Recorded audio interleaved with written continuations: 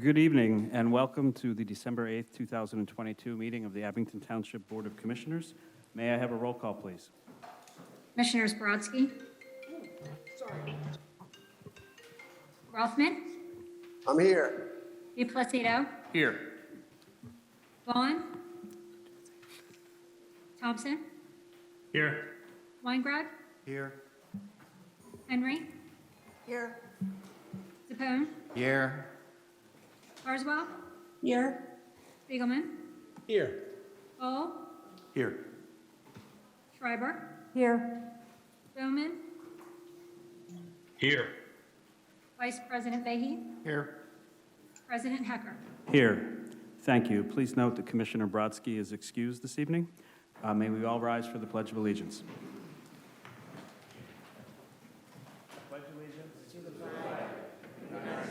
United States of America, to the republic for which it stands, one nation, under God, indivisible, with liberty and justice for all.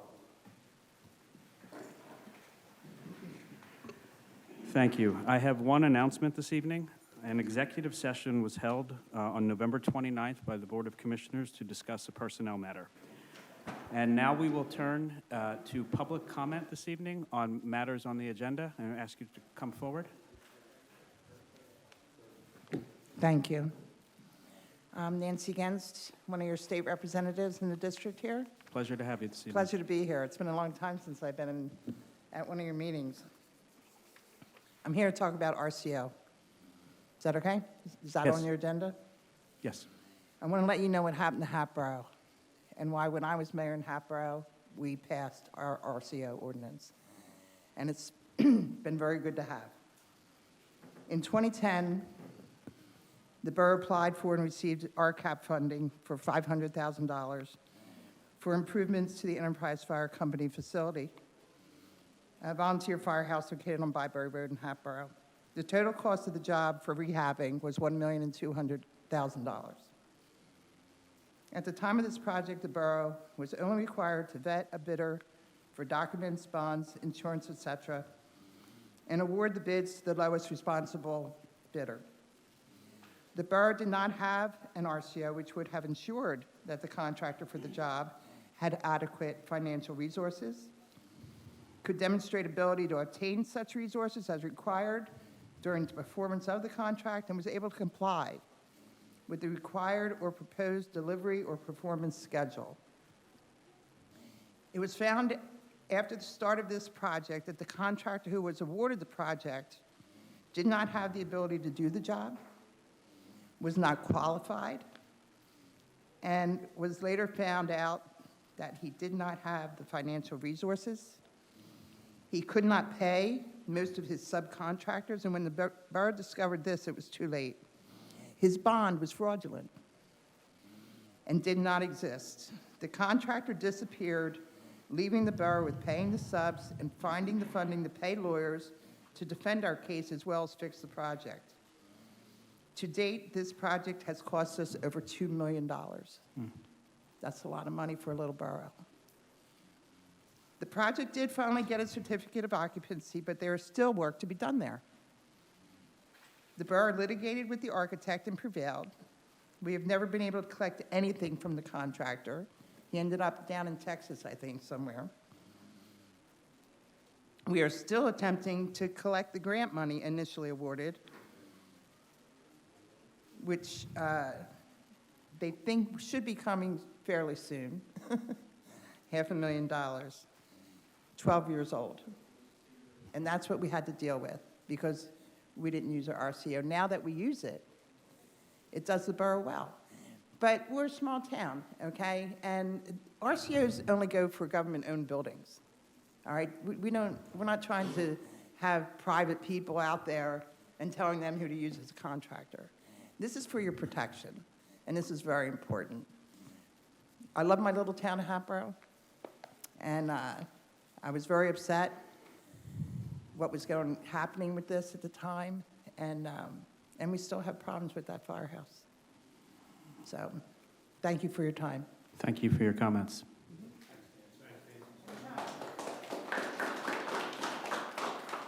I would invite other residents who wish to speak to come forward. I just need your name and address for the record. Hi, my name's Kirby Coughlin Toomey. I'm at 2102 Fortune Road in Glenside Gardens. Thank you. We've been residents here for about 11 years, and we love it. These are my two that go to Copper Beach. We love the schools, the libraries, the parks and rec. Everything that they have in common are the main reasons we moved here. They're funded programs, education, and safety. I'm here tonight as a township resident, but I'm also here as a construction worker. I'm going to talk about RCO and why adopting RCO is a sound investment. In this township that clearly values education and safety for its residents, the same should be true for the workers building the structures and the infrastructure. Responsible contractors have workers who have graduated an apprentice program or are apprentices working towards that goal. Responsible contractors erect safety barriers and provide harnesses for workers at heights. Responsible contractors only hire U.S. citizens. The contractors with the lower bids are irresponsible, and they'll hire anybody with a pair of boots and a hard hat. What you see before me are textbooks from my 5-year apprenticeship with IBW Local 98. A whole lot of learning, tests, and time went into my apprenticeship, and I take a lot of pride in my accomplishment. I'm here to tell you, electrician school was significantly harder than my master's in education program. I want to know that my tax dollars are being invested wisely. Do responsible contractors cost more? Yes. But do we get it done safely and correctly the first time? Absolutely. I sent the board some photos of irresponsible contractors today. I hope you received those. We did receive those. Thank you. That is not a Google image. Those are from a job site working right now in Huntington Valley. I have a whole video if you'd like to see. It was sent to me by one of my union brothers and fellow Abington Township residents. It's scary to see, but that is what you get when you take the contractors with the lowest bid. When you take that low bid of an irresponsible contractor, you take a massive risk with township dollars. And one of them falls or gets crushed because, make no mistake, construction is a very dangerous business. It's going to be millions and millions of more dollars of our money to pay that injured person or their surviving family. Construction work is dangerous. We are trained, we are educated, and we are safe. If you're willing to pay your teachers and your police officers money for their higher education, the same should be true for your construction workers. So let's keep everybody safe and alive in Abington Township. Please adopt the RCO. Thank you. Thank you for your comments.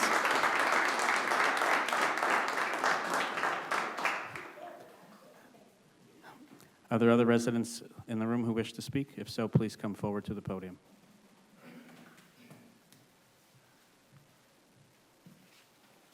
Good evening. If you just state your name and address for the record. My name is Matt Toomey. I'm married to that electrical journeyman from Local 98. I myself am a product of the operating engineers, Local 542. You can't see this room, but there's probably 25 people still in the hallway that can't pack it in. I have a list of Abington Township residents, right, that don't live in Luzerne County. They live in Abington Township, PA. I believe in responsible contracting because it's the right thing to do. When you have a responsible contract, it's up to you to pick the responsible bidder, right? It could be the lowest bid. It still can be the lowest bid. But pick the responsible one. If you're debarred, you can't do it. I've already spoken at Lower Moreland, and we talked about a person that did our high school. I looked at the certified payrolls on both sides, pulled the first 3 months, and the inspector on the job, Gilbert, the architect on the job, fiduciary, said there was 8 electricians on the job. I pulled the certified payroll, did a right to know to Abington. For the first 3 months, they're on the payroll for the company that was working there, didn't have a single electrician on the payroll. Now, how would you stop that job if a situation arose? If there was a safety concern on a job? How would you stop this job? Do you have something that you're able to walk on that job and take the job down, to stop the job, to make sure you can do it? Write that up, right? These people all came from apprentice programs. These are why we need to keep these people safe. to get the proper training, make sure they have the OSHA 30 training, OSHA 10 training. It's a craft. It really is a craft. We need to protect the work, right? You need to protect the township and consider passing the RCO. I think it's a little late. I mean, I know they have it in the county. They probably passed it 20 years ago. It's nothing new. Yes, it's new for here, but it's something that they passed a while ago. I think it would pay dividends to have it done. But we can keep coming back and postponing it, and we're going to keep coming back and try to get this passed. But it's your language, right? We can make a recommendation that other places have passed it, and we have no problem passing it on to you guys to see if it's something you'd look at. Anyway, Matt Toomey, 2102 Fortune Road, Glenside. So thanks for your time. Thank you for your comments.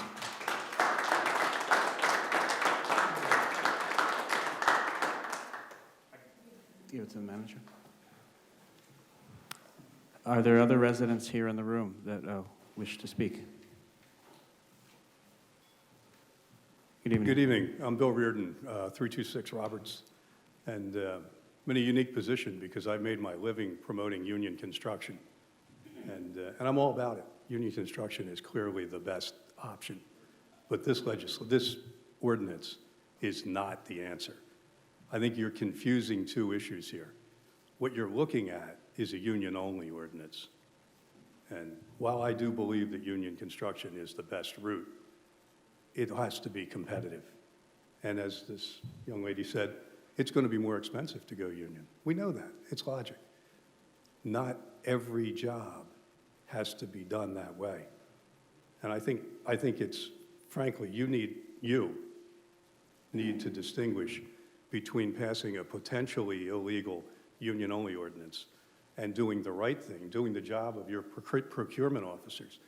We have in this township a procurement office, and their job is to do the very things that are outlined in this ordinance.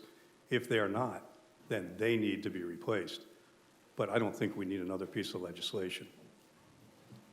Thank you for your comments, sir.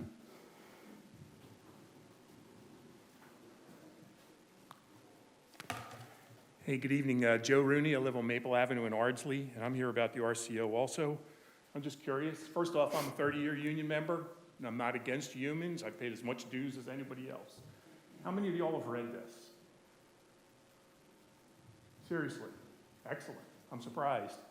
So the first thing I would like to ask is, how much is it going to cost? There ought to be a cost-benefit analysis, and you all probably know the answer to that. So you're basically saying we're going to limit the number of people who can do a job, and then we're going to put a whole lot more costs on them up front.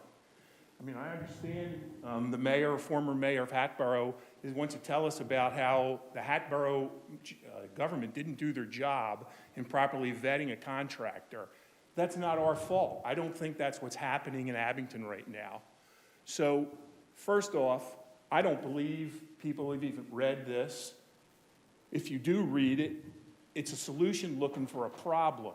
So I would like to know what the costs are. And over the last 10 years, Mr. DiPlacido or any of you all, can you tell me about what the problems are that we found that this, first off, is required, and second, what will it fix? How would they have been done better on that during that time? So I'm not in favor of this ordinance. It's going to drive up costs. It's going to limit the number of contractors who can bid on a job. And I don't believe any of you can tell me what problem this is addressing. So maybe you can, maybe you will, I don't know. But I would encourage you to table this or vote no on it. Thank you. Thank you for your comments. Are there other individuals in the room who would wish to speak? Please come forward. Glenn Cooper, resident, long-term resident, current member of the Planning Commission. I've also worked in public construction market for over 30 years. I am part owner of Guy M. Cooper Incorporated. We are a third-generation family business that was started by my grandfather in his basement in Abington Township, 1930. Our company installs and services plumbing, HVAC, and fire sprinkler systems. I'm going to change a little bit of what I was going to say. because I think some of it's already come out. I am not anti-union. Unions do a lot of good for this country. But the way this RCO is written, you are excluding a lot of open shop contractors. It is totally discriminatory, and it will drive the cost up of construction immensely. It's not a quality, it's not a safety. There are good contractors or there are bad contractors. This legislation, this ordinance does nothing to change that. An issue with Hatboro was mentioned. Whoever reviewed the bond is at fault. That's not an RCO issue. That's a township solicitor issue. My understanding is the solicitor was fired because of that. An RCO would not change any of that. We are on a job currently at Hatboro that has an RCO. The low bidder on the job did not meet the qualifications. Hatboro paid several $100,000 more to have our company do the work. Keep that in mind. And I'm not saying that low contractor was or was not qualified, just did not meet the RCO. My opinion is this RCO needs to be stopped and tabled immediately. It is harmful and costly to the township and taxpayers. This proposed RCO adds a lot of additional administrative work for the township people without supplying any benefits. This additional administrative work will take a lot of time for the township staff to perform, which will cost money. The worst part of this ordinance is that it greatly restricts who can bid and work on these projects and will limit the competition. In the RCO, and everybody knows it's tough to find good people and quality bidders. Keep limiting them. You will have no bidders. The last big job in this township was the Abington Senior High School. 4 or 5 multi-primes. Do you know how many union bidders bid it? Out of 16 bidders? 1. And they were the 3rd highest out of 3 on that trade. 15 of 16 bidders were open shop, they bid that job.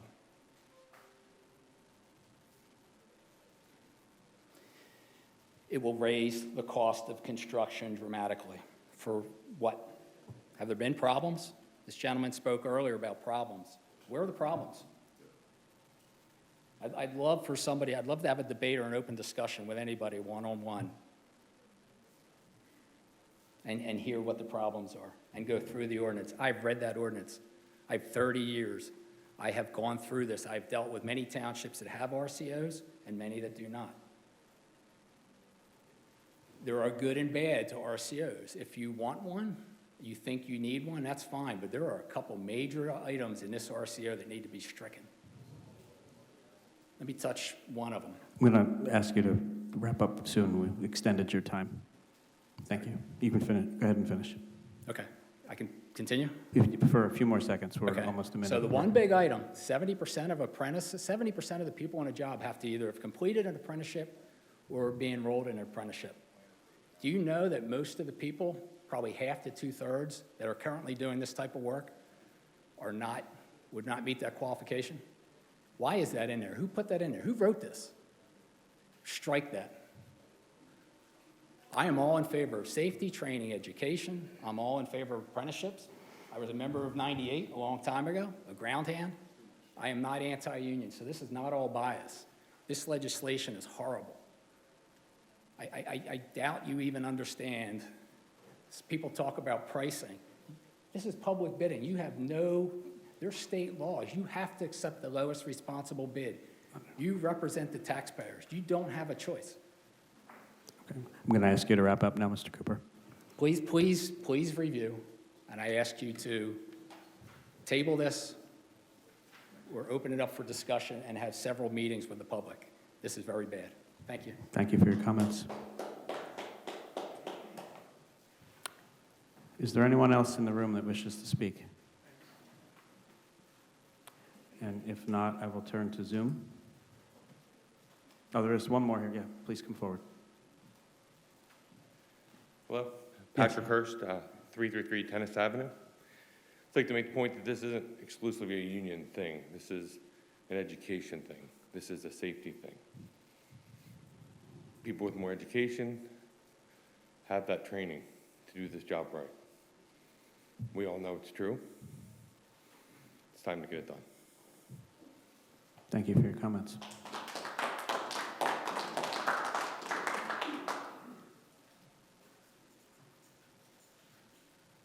How you doing? Richard O'Brien, 2071 Keith Road. Thank you. I'm a volunteer firefighter right across the street. And we went on a call just a couple years ago down on Davisville Road and Orchard Road where the new apartment building was built. And somebody had fallen. Why did he fall? Because he wasn't properly trained. He didn't have the proper PPE. He didn't have any of that. Okay, all he had was a hard hat and boots. And he fell. Probably about 16, 17 feet. He was banged up. Does anybody know if that cost the township any money? Did he sue the township? Or did anybody get sued? It's more of a cost thing than it's a safety thing because, you know, I don't want to run and grab anybody off the ground and pick their leg up or whatsoever because a contractor didn't provide PPE or they weren't properly trained. I'm an iron worker. You know, I won't go in the sky without tying off. Why? Because I have a family, you know, and I have a responsibility to myself to go home at the end of the day. So I respectfully please vote yes. Thank you. Thank you for your comments.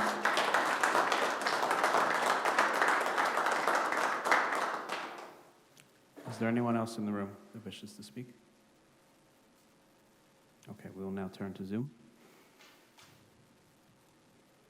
Phone number ending in 3006. You're unmuted.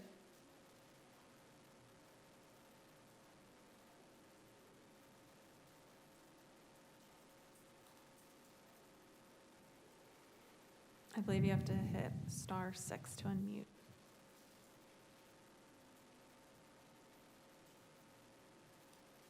We'll give it a- There we go.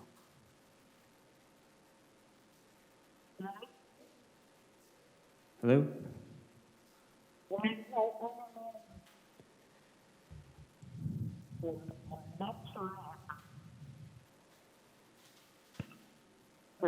Streetlights and prevention of crime. I don't know if I'm on Okay, I topic think or not. we can mute.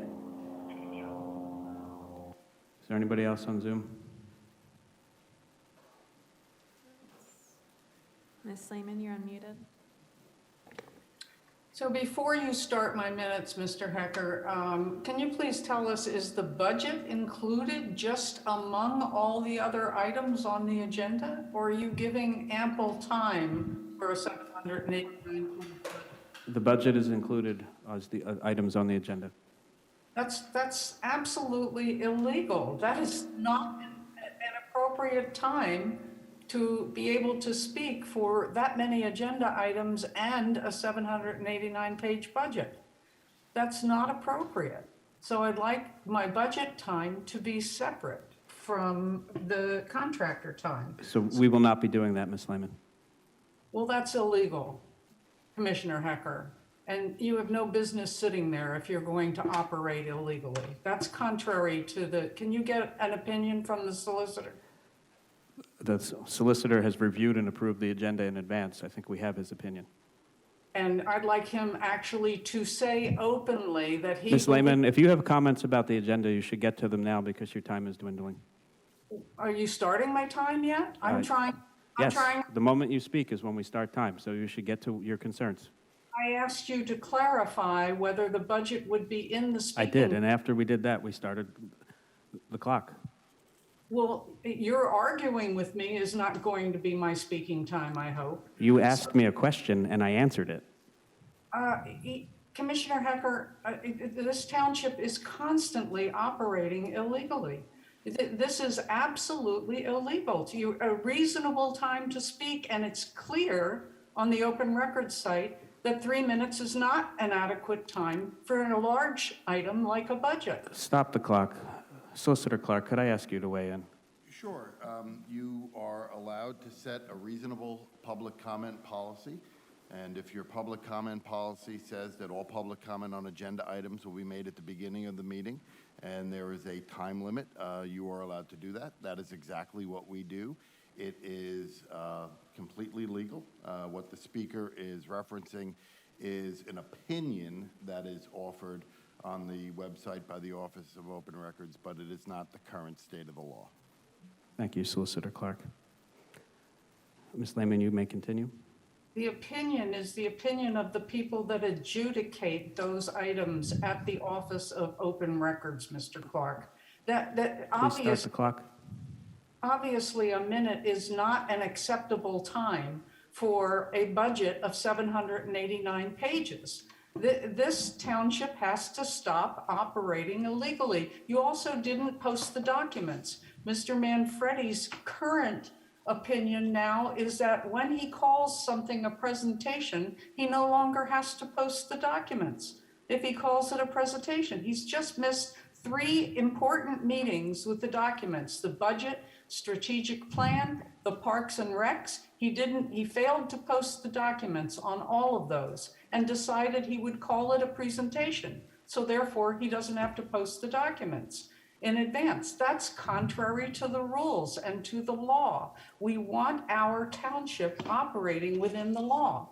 And the number of times that the township itself, who will have oversight over this responsible contractor ordinance, has looked the other way when they knew that illegal things were going on, including right here in this matter, okay, is absolutely reason enough not to pay hundreds of thousands of dollars extra for this responsible contractor ordinance, because it will be supervised by the very people who are busy breaking the law. So we instead, as someone mentioned, you need the people who are to review it to make adequate rules for those people who are contractors, safety rules and everything else, but not requiring 70% of the people to be in apprenticeship programs. Ms. Lehman, your time has expired. Thank you. Yes, I know, and nobody. Mr. Manfredi, one question. Could you clarify for those who are in attendance this evening and those who are listening, how long the budget has been actually posted on the township website? We'll get you the exact dates, but I believe it was originally posted in October. It has remained there since October. Yes. It has remained virtually unchanged since the preliminary budget was posted. It was also physically available at our library in this building, at our 24/7 in our records office in the police department. So it's been available for at least 20 days nonstop, and then since October. Okay. Thank you, Mr. Manfredi. We will now turn to the consent agenda, and for that, I will turn to Board Vice President Matt Vahey. Thank you, Mr. President. I now move for the passage of the consent agenda listed as items A through D on the agenda. I so move. Second. It has been moved and seconded. All those in favor? Aye. Aye. Any opposed? Consent agenda passes. We will now turn to unfinished business, and once again, I will turn to Board Vice President Matt Vahey. Thank you, Mr. President. The only item of unfinished business is BOC-04-120822. Motion to advertise ordinance number 2193, establishing procedures for certification of responsible contractor requirements, and I so move. Second. It has been moved and seconded. Are there questions or comments from members of the board who are present here in the room? Commissioner Schreiber. Jimmy, do you want to talk first? You had your hand up first. Sure, thanks. Thank you, Commissioner Schreiber, and thank you for spearheading this ordinance. I wanted to tell everyone that I did read this in its entirety and wanted to thank you personally and our solicitor for putting this together, and I am in full support of it. Thank you, Commissioner DePlacido. Commissioner Schreiber. Thank you. So the responsible contractor ordinance was tabled several months ago. I'm going to take this off for this. The responsible contractor ordinance was tabled several months ago to give our board a chance to look it over in more detail and suggest changes. As you know, we have incorporated some of those suggested changes, and now we finally have a motion to advertise before us. I have spoken before about my support of this ordinance, so there's no need to repeat myself, but I know we continue to get the same critiques that it will cost more money and that it is for union only, which is just not true. I would like to read into the record now a letter from a neighboring municipality that has passed an RCO concerning their experience, and I hope that can help to answer some questions and move this ordinance forward. Sorry I didn't get this out to you. I just got this letter, so. Dear Lori, I'm writing as a friend and township commissioner. I heard your board is considering adopting a responsible contractor ordinance. I want to share with you my experience and support for passing an RCO. As you know, I am the vice president of the West Norriton Township Board of Commissioners. In 2018, our board passed an RCO to require that contractors and subcontractors that perform work valued over $250,000 on any public facility or public works project meet a set of minimum requirements to ensure that they have the capacity, expertise, personnel qualification, and resources necessary to complete public contracts in a timely, reliable, and cost-effective manner. I voted for this ordinance because I believe that the residents of my township should be able to rely on their government to use their tax dollars effectively and in their best interest. One common myth that accompanies these ordinances is that they favor union labor. The requirement for a Class A apprenticeship program assures that workers have the skills and credentials employers value, whether the workers are union or not. An experience of mine that helped lead me to my support was one I experienced when I taught in a high school in New Jersey in the early 2000s. At that time, the state required that public projects be given to the lowest bidder with no regard for quality of workmanship. The school district hired the lowest bidder for a multi-million-dollar contract to build a new wing. The new structure was set to be used predominantly for science education and included modern labs to replace outdated ones. Within 1 year of completion, the new wing experienced gas leaks, electrical problems, and plumbing problems that in most cases were the result of shoddy workmanship and made the wing unsafe for students. While the problems were corrected, the time lost for education and the worries about safety was a cost that no business would tolerate and no school should have to endure. If the school district had had a choice to place a minimum requirement for quality, I believe these problems would have been avoided. In the last 4 years, our township has completed upgrades to several parks, which included adding parking spaces, creating better restroom facilities, and building or improving a number of structures. Our sewer department has improved or upgraded pump stations. All of these projects have been subject to the requirements of our RCO. Our board was warned by critics that passing the RCO would likely increase the cost of jobs by up to 20%. There have been no significant increases in costs. Instead, the costs have matched the fluctuating market costs. We are still able to choose the lowest bidder, but now it is the lowest qualified bidder. Since passing our RCO in West Norriton, we have been able to ensure that our residents get quality work for their tax dollars. Before passing the RCO, there was one notable road paving project that required the contractor to correct and re-correct poor work several times. Since passing the RCO, no major corrections have been needed. Currently, we are building a multi-million-dollar banquet, locker room, pro shop facility at the township-owned Jefferson Golf Club. We feel confident that the work will be done by skilled, properly trained technicians, and our facility will be one our residents will be proud of and will use for many years to come. I strongly urge you to pass your ordinance in the best interest of your residents and to help you use tax dollars efficiently. Yours truly, Roseanne Malazzo, Vice President, West Norriton Township Board of Commissioners. And Roseanne had expressed she would have liked to have been here herself, but she had a meeting to attend. So with that, I hope we will now move forward with this ordinance. Thank you. Thank you, Commissioner Schreiber. Other members? Commissioner Zepone. Just to get the record straight, this is not the actual vote one way or another. This is a vote just to to advertise it? That's correct. Okay.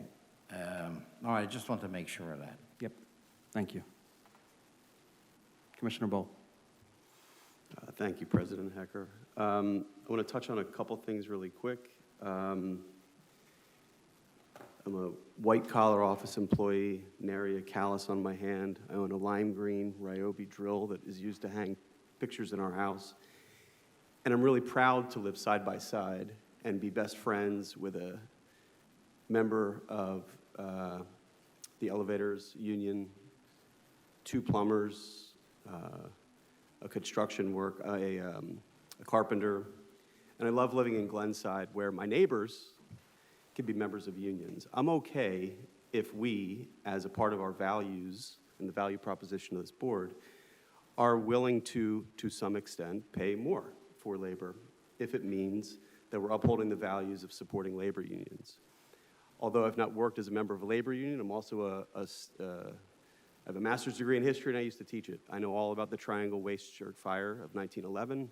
I know all about the way that the Molly Maguires exploited their workers and how it's led to the uprise of labor unions in the United States. And I'm happy to act on a means by which we support organized labor and safety and getting jobs done on time. Nonetheless, I have concerns about the mechanics of this. The devil's in the details. If we're going to vote to advertise this, as Commissioner Zappone just clarified, I hope that we can use the month ahead to dive into some of the questions that we've asked. I think the people who are here tonight in support of this are in support of this working, not just in support of this passing. And if we're going to make this work, and if we really love the township, we have to make sure that the cost escalations, the means by which we enforce this, the means by which we ensure that we don't completely limit the number of bids we get so that we can get qualified workers here are addressed. I have gone round and round and round. I've talked with regional elected officials. I've talked with a plumber who's also a member of union leadership in the area. I've talked with a county commissioner who's a Republican in a neighboring county, not Montgomery County. That's been often cited as a place where the RCO has worked really well. I've read way more academic literature than I love to read about these things, and I will vote to advertise this tonight. I don't think it's perfect. I don't think it's wonderful. I think the intention of it is terrific, and I'm here to proudly support all of you who are in favor of this, with the caveat that we still have some answers to get to the bottom of, and we have to work on this. We have to commit to working on this in the month ahead, but I have a yes vote tonight for that reason. Thank you. Thank you, Commissioner Bowl. Anyone else in the room? And if not, I will turn to Commissioner Carswell. Thank you. So I asked some questions, and I know there were some other questions asked by fellow colleagues the last time this was brought up, and I don't feel that I have those answers yet. I also take very seriously a final document, especially if it's going to be law. And I have some questions because I think I even found a typo in here that is meaningful and should be fixed. So one of the things I'd like to see happen before this become law is that we actually really go over it fine tooth. I'd love to know why we picked 70%. I'd love to know why we changed from a Class A apprenticeship and what's the difference so that I can feel really confident about that. Someone did reach out to me and pointed out that this does not, because it specifically cites U.S. Department of Labor as the threshold by which an apprenticeship is registered. I went to their website and I found their database and I went digging and I did not find any of our community colleges listed there. I did find out that Pennsylvania Career Link, which is the Pennsylvania level registration for apprenticeships, lists a ton of avenues. So we're, depending on how we define education, we are defining the pool that actually can meet these standards. I am working on my second master's degree.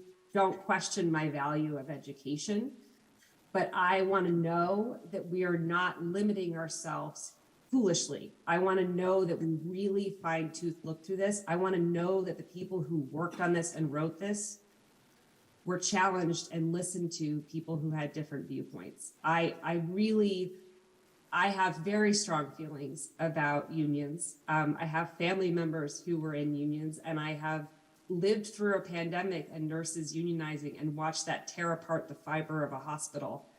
I want to see us not design this to empower a population. I want us to see, a specific population of vendors. I want to see it empower us to have safety and to have educated staff on these roles. And I want to make sure that we don't have the problems that have been cited by these specific examples. But I don't feel confident that we had enough people on the table working on this, because the glaring error I found is that the last sentence in in section 3, number 9 and 10 is identical, and it probably shouldn't be. So that says to me that we didn't look at it that closely, and we need to look at it closer. Thank you. Those are my comments. Thank you, Commissioner Carswell. Commissioner Spiegelman? Thank you, President Hecker. I just want to say briefly that I certainly understand the perspectives and opinions of Commissioners Carswell and Bowl, and I certainly am looking forward to, along with them and along with anybody else, making sure that the RCO that we ultimately pass is as perfect as possible. But I do deeply support the principle of an RCO, and I know that was the basic topic of comment of a lot of folks who spoke tonight. Just whether or not to pass an RCO, and I think that while I myself am self-employed and I'm not in a union, I am a proud union spouse and member of a union household, and I support the safety and security of aligning our standards with the high standards of our labor unions, and I think that is part of our essential due diligence as stewards of our township. So again, look forward. I have read this, but I look forward to doing the deepest dive possible. Again, working with any and all of my colleagues to make sure that what we pass is as absolutely good as possible. But I do very passionately support this. Thank you. Thank you, Commissioner Spiegelman. Are there any other comments from members of the board, either here or on Zoom? Okay, hearing none, and as the matter has been moved and seconded, all those in favor? Aye. Aye. Aye. Aye. Any opposed? The motion carries. We will now move on to new business, and once again, I will turn the microphone back to Board Vice President Matt Vahey. Thank you, Mr. President. Next item is BOC-05-120822. Motion to adopt Ordinance 2201, annual budget of the Township of Abington for fiscal year 2023, tax levy and appropriation. And I so move. Second. The matter has been moved and seconded. Are there any comments or questions from members of the board? Any on Zoom? Hearing no comments, all those in favor? Aye. Aye. Aye. Any opposed? The motion carries. Next item of new business is BOC-06-120822. Motion to adopt resolution number 22-029, a resolution of Abington Township, County of Montgomery, Commonwealth of Pennsylvania, to implement Act 57 of 2022. And I so move. Second. The matter has been moved and seconded. Are there any questions or comments from members of the board, either here or on Zoom? Hearing none, all those in favor? Aye. Aye. Aye. Any opposed? The motion carries. Last item of new business is BOC-07-120822. Motion to approve the honorable discharge of employee number 3235 based upon no foreseeable return date for return to work. And I so move. Second. The matter has been moved and seconded. Are there any questions from members of the board? Hearing none, all those in favor? Aye. Aye. Aye. Any opposed? The motion carries. That concludes the new business of the Board of Commissioners. Thank you, Vice President Vahey. We will now turn to the Finance Committee, and for that, I will turn to Commissioner Stuart Weingrad. Thank you, President Hecker. First up, we have a treasurer report. Is Treasurer Blumenthal on the line? He is online. He's there. I am. Can you hear me? Yes, we can. Good. Thank you Time's so much. yours. Good evening. Good evening, everyone.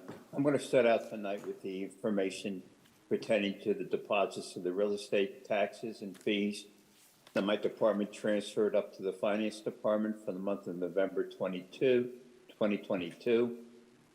For the month, we deposited $37,617 compared to November of 21. It was a decrease of $9,285. That's probably just a matter of timing. Year to date, we're at that 98% factor with only 2% left to collect for the year. As for the amount of monies we received from various departments, which were deposited into Republic Bank for the month of November and year to date, was $3,025,229 compared to last year of $2,962,630 with an increase of $62,599. If you look to the year-to-date column, for the total for the year, we're at $78,571,544, an increase of $5,872,020 of the prior year. And that is my report. I'd be more than happy to entertain any questions. Thank you, Treasurer Blumenthal. Any questions from or comments from commissioners in the room? Any at home? Thank you, Treasurer Blumenthal. Have a good evening. You're welcome. Have a good night. Next up, item FC 01020822, motion to approve the October 2022 expenditures in the amount of $3,973,261.39 and salaries and wages in the amount of $2,119,443.37 and authorizing the proper officials to sign vouchers and payment of bills and contracts as they mature through the month of January 2023, and I so move. Second. It has been moved and seconded. Can we have a roll call vote, please? Commissioners Brodsky, Rothman, DePlacido, Yes. Vaughn, Yes. Thompson, Yes. Weingrab, Yes. Henry, Yes. Capone, Yes. Carswell, Yes. Spiegelman, Yes. Lowell, Yes. Schreiber, Yes. Bowman, Yes. Vice President Vegy, Yes. President Hecker. Yes. Motion passed. Thank you. Commissioner Hacker, Yes. maybe I'm the only one in the room who didn't hear Commissioner Rothman answer. But did Commissioner Rothman answer? I did not hear him. Okay. Commissioner Rothman? You may. Okay.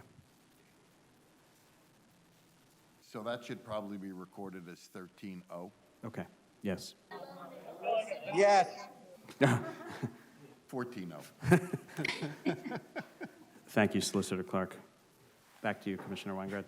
Thank you. Next up, item FC 02020822, motion to authorize the budget transfers and supplemental appropriations for fiscal year 2022, and I so move. Second. It has been moved and seconded. Are there any comments or questions for members of the board, either here or at home?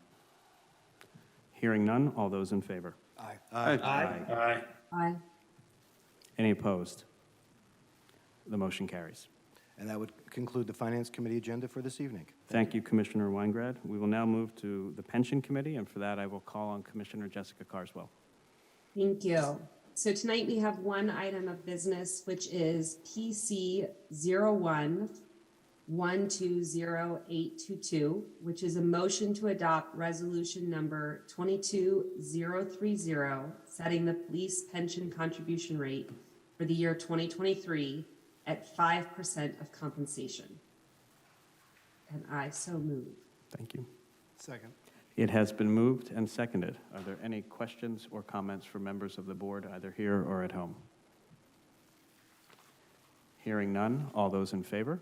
Aye. Aye. Aye. Aye. Any opposed? The motion carries. Thank you, Commissioner Carswell. We will now open it up for public comment on general matters of township business. Again, you have 3 minutes, and I would invite anyone who is in the room who wishes to speak to please come forward.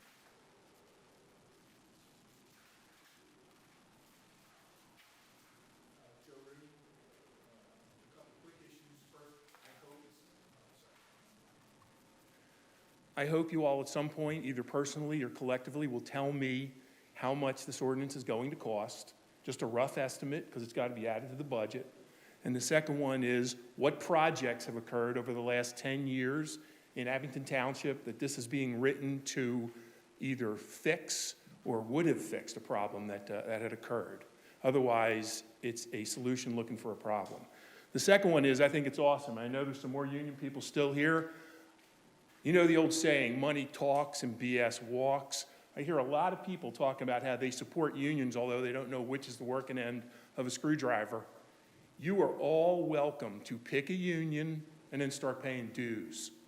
I can't speak for the IBEW or for iron workers or whatever, but I can talk to the Airline Pilots Association, and we're more than happy to have one of you join the association, look at your paycheck, start paying your percentage of dues. Other than that, it's all nonsense. Oh, I don't like to do this. I really support unions, but you don't pay any money. You don't go out and work on a site or anything like that. Other than that, you're all just politically talking. The next one is, everybody here that was talking, as far as I could tell, was either a union member or was a government employee who's talking about how the government wasn't doing its job. We have building inspectors. We have plans and code. It is the job right now of our township employees to make sure a job is both bid properly and that it's executed properly. If the government doesn't do its job, the problem is the government employees. It's not the fact that we need you guys to go write another thing. And guess what? You all are elected officials. You can go down to any job site you want and ask any question you want at any time. If the mayor of Hatboro comes and talks about a bad job that they got in Hatboro, or somebody writes a letter about a bad job that they saw in a school district building somewhere in New Jersey, I guess at face value we have to assume it's correct, although I doubt if we got the whole story. But the second one is, there are building inspectors who are public employees and professionals that are hired. Like the school district right now, they hire job site supervisors to go in there, and that guy's bonded, and he makes sure the job's done correctly. You all know that already. So you're putting up a smokescreen as far as some of this stuff is concerned. This thing right here does not represent the taxpayers of Abington Township. It has nothing to do with safety. It has everything to do with a political position in pandering and to reduce the size of the contractors that are available, the good contractors, to bid on a project. Thank you. Is there anyone else in the room that wishes to speak? Glenn Cooper. Seems like everybody here is leaning towards moving forward to this, at least advertising. Again, as I think Commissioner Bowl mentioned, the devil is in the details. There are several things in this RCO that are extremely bad for the township. If you guys want to adopt an RCO, that's fine. I am not anti-RCO. We work in many townships that have RCOs, and we go through this with all the townships, a lot of townships when they're preparing these. What's good, what's bad. And you talk to people behind the scenes, and what does this mean? You guys voiced enough concern, and I've talked to several of you. You guys have lots of questions. You may not want to speak it here tonight because it's 11-1 Republicans, Democrats, where there happens to be 20 or 30 union members here and maybe more outside. I am not anti-union. I am all for doing things correctly for my township, for the jobs, for my staff, quality. An RCO does not give you better quality. It does not help you vet contractors. Read the details. I encourage you guys to set up a public meeting or a committee to meet with not all organized labor. How about some open shop contractors? And I'll give you 10 of them who have done the majority of work in Abington Township and School District for the past 10 years that will tell you all the good and bad of this. It's my township. I pay taxes. You guys represent the taxpayers. We'll pay a little more. I don't mind paying a little more. I'm not willing to pay 65% more. So be very careful, and I encourage public meetings before you put this out. Thank you. Thank you for your comments. I'll answer that question. Is that okay? Quickly, please. The only bidder for the senior high school project that was union was 65% over the low bidder. Wayman Fire Protection. 3 out of 3. Out of the other out of the other 16 total bids, there was no union bids, and I wonder why. Thank you. All right, thank you. Is there anyone else here in the room that wishes to speak? And if not, I will turn to Zoom. Ross, you're unmuted. Hi, thank you. Can you hear me? Yes, we can, sir. Awesome. First off, just wanted to... Could you just tell us your name and where you live? Oh, sorry. Ross Abel, Upland Avenue. First off, wanted to thank Commissioner Weingrad for meeting with myself and some other Fairway, Noble Station area residents this last month. Specifically, what we spoke with him and would love to get the support of the township on is getting some green space for us, like the park as planned in the Noble Transit-Oriented Development Plan. If we can get that somehow positioned as a community benefit when we're working with developers for the Fairway area, we would love to have that happen, and just love the township's support of implementing more of the walkable environment and traffic calming efforts that were, or ideas that were proposed in the plan. Separately, I would like to reiterate that I'd love for us to update the bicycle master plan, because right now it doesn't provide enough recommendations to add protection for cyclists in any bike lanes or paths. If we can add barriers to separate bicyclists more safely, that would work a lot better, and it's been shown in studies to make a safer environment for bicyclists. Also would like to support construction of more sidewalks east of Jenkintown, specifically on a road like Rydell, so that we can get safely over to the Fairway. A lot of these sidewalks are, or a lot of these roads are just very unsafe, and a lot of people walk on them where there are no sidewalks, just with cars going by them. And then another thing I would like is if the Abington commissioners of the Planning Commission could, and I know this is recommended by the Planning Commission, if you could form a working group with Jenkintown and Cheltenham to plan across the jurisdictions for things, for efforts potentially like traffic calming on 611. And then lastly, I would ask that the commissioners consider expanding our definition of accessory dwelling units so that we're not restricting it so much, and give homeowners some flexibility to potentially get income through an accessory dwelling unit, or just give them more flexibility on who they may allow to live in an accessory dwelling unit, as a lot of townships are doing. Thank you. Thank you for your comments.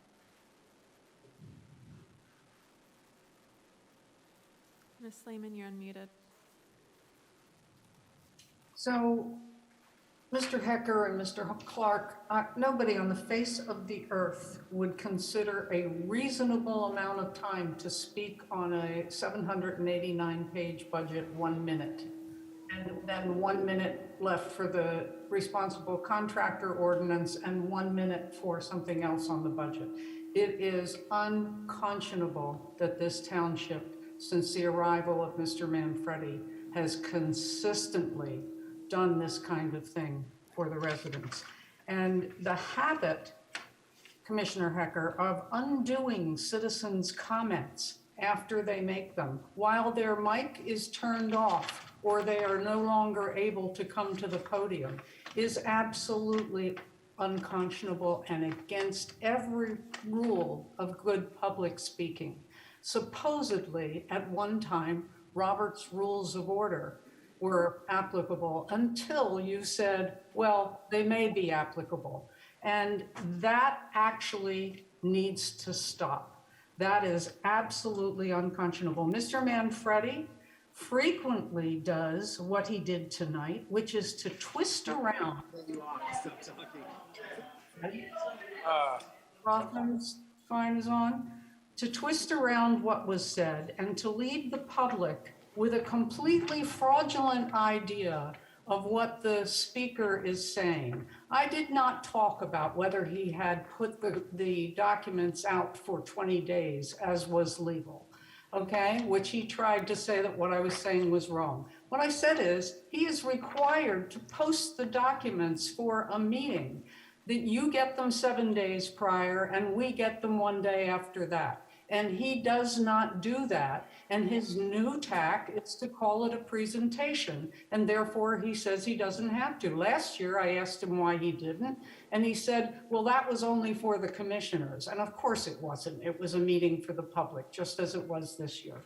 Okay, so lying and twisting things and fraudulently presenting to the public is what we have in this manager. And all of you are accepting it. You have seen that for 60 days, he has refused not just to meet, but he has refused to actually properly answer the question of whether he will meet and what the policy is with whom he meets. Okay, so that is absolutely not okay. And regarding the budget, somebody was talking about the inspectors at the school. The inspectors, we had over $500,000, probably between $500,000 and $1 million worth of permits and inspections. And there is no line item in the budget. That cannot be legal. And although you passed an ordinance to make it acceptable, it's not. And Ms. Lehman, your time has expired. Thank you. and just talk about the Zoom.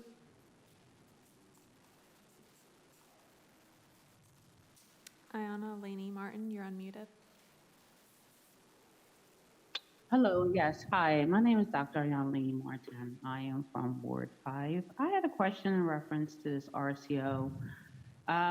It's a lot of information about the quality of the contractor and things like that, but I haven't, and I've been asking for a while in reference to minority spend requirements that the Abington Township has in place, if any. And in this RCO, it would be a great opportunity to talk about minority participation in the contracting practices within Abington Township. May not be able to be prime, but maybe some subcontracting requirements. And it would be great if the township, whatever respective committee that would be in charge of crafting this type of ordinance or legislation or policy, to talk about the percentage of minority spend requirements for Abington Township. And this document here doesn't have anything about minority spend. So that was just my comment. I'm not sure if you answered questions during this period or not, but that was my comment that I had. Yeah, Thank you. we would be happy to follow up offline following the meeting. Okay, great. You should have, I guess someone would be able to contact me. Yes, we will be in touch. Thank you. All right, Thank you thank for you. your interest and your recommendation.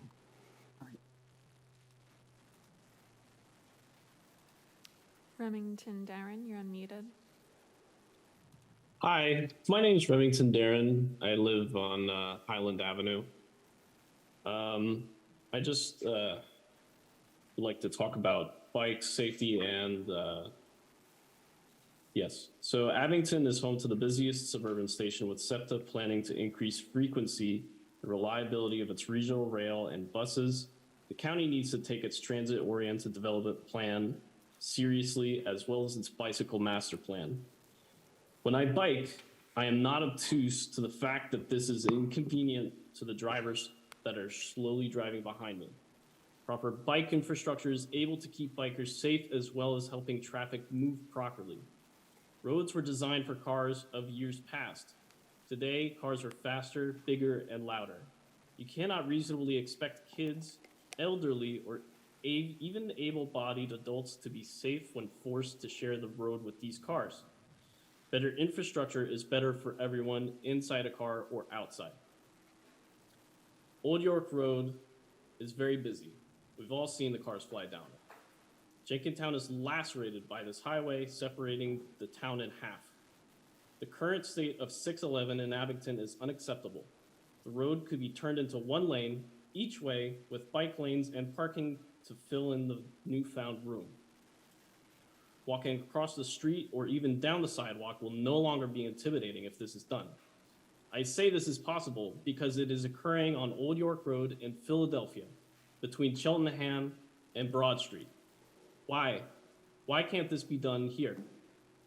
Old York Road doesn't serve people, just automobiles.